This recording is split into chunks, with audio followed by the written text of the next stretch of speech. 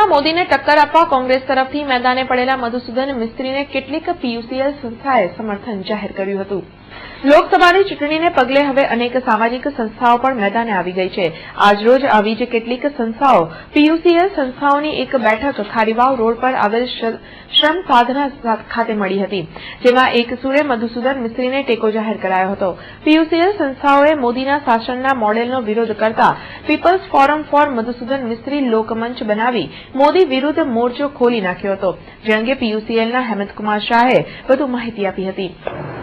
આવા અનેક સવાલો ગુજરાતીઓ પીડિતો ગરીબો સાથે કામ કરનારા જે 30 થી વધારે સંગઠનો આજે મળ્યા હતા, એમણે એમ નક્કી કર્યું કે એમની વચ્ચે જ કામ કરનારી એક એવી વ્યક્તિ મધુસૂદન મિસ્ત્રી કે જેઓ લોકસભાના વડોદરા બેઠકના ઉમેદવાર તરીકે ઘોષિત થયા છે, એમને ટેકો આપવો।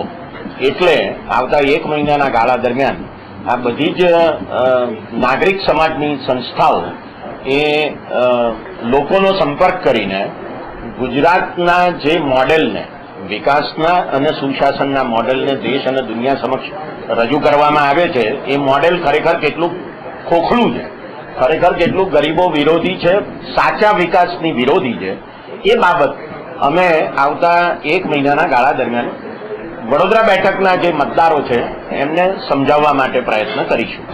અમે જે જોયું છે છેલ્લા 12-13 વર્ષના ગાળા દરમિયાન તે એ છે કે ખેડૂતોનો વિકાસ થયો નથી, ગરીબોનો વિકાસ થયો નથી, વંચિતોનો વિકાસ થયો નથી। વાસ્તવમાં ગરીબી વધી છે, બેકારીમાં ખૂબ મોટા પ્રમાણમાં વધારો થયો છે, અને સાથે સાથે સૌથી વધારે મહત્વની બાબત તો એ છે કે આ લોકો એમના સંગઠનો દ્વારા જ્યારે પોતાનો વિરોધ વ્યક્ત કરે છે ત્યારે એને દબાવી દેવામાં આવે છે, ત્યારે એને કચડી નાખવામાં આવે છે।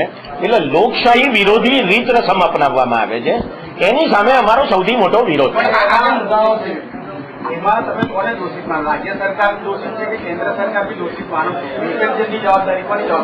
નહીં, જે પ્રકારનું વિકાસનું મોડેલ રજૂ કરવામાં આવ્યું છે એ ગુજરાતના વિકાસનું મોડેલ રજૂ કરવામાં આવે છે।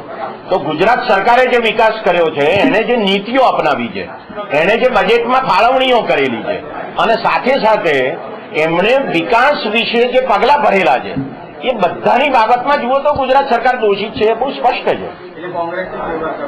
નહીં, કોંગ્રેસની ફેવરનો સવાલ ઉપસ્થિત નથી થતો। અહીંયા જે સવાલ સામાજિક સંસ્થાઓએ વિચાર્યો છે તે મધુસૂદન મિસ્ત્રી વર્ષો સુધી સામાજિક સંસ્થાઓ સાથે સંકળાયેલા હતા, રહ્યા છે, એમણે આદિવાસીઓ અને વંચિતો અને પીડિતોની વચ્ચે કામ કરેલું છે, એ અમારા સાથી હતા, માટે અમે એમને ટેકો આપી રહ્યા છીએ।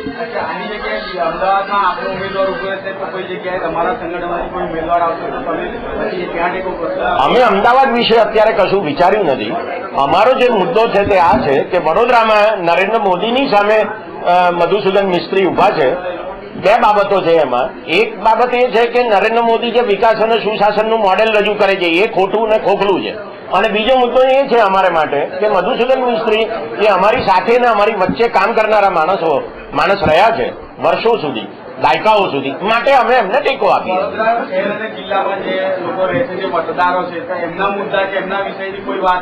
હા, અમે એમના મુદ્દાઓને ચોક્કસ સાંકળી લેવાના છીએ, કારણ કે વડોદરા જિલ્લામાં કામ કરનારી સ્વૈચ્છિક સંસ્થાઓ પણ આજની મિટિંગમાં હાજર હતી, અને ભવિષ્યમાં બીજી અનેક સંસ્થાઓ ગુજરાતની એમાં સામેલ થવાની જ છે। અમે people's forum four Madhusudan Mistry એવા મંચની રચના કરી છે। અમે પત્રિકાઓ વેચીશું, અમે મિટિંગો કરીશું, અમે આશ્ચર્યજનક કાર્યક્રમો પણ આપીશું કે જેના દ્વારા અમે લોકોની વચ્ચે જઈને લોકોને જાગૃત કરવાનો પ્રયત્ન કરીશું। અમારા પ્રયત્નો સફળ થશે એવો અમને સંપૂર્ણ વિશ્વાસ છે, એમાં કોઈ શંકાનું સ્થાન નથી। યાહોમ કરીને પડો, ફતે છે આગે।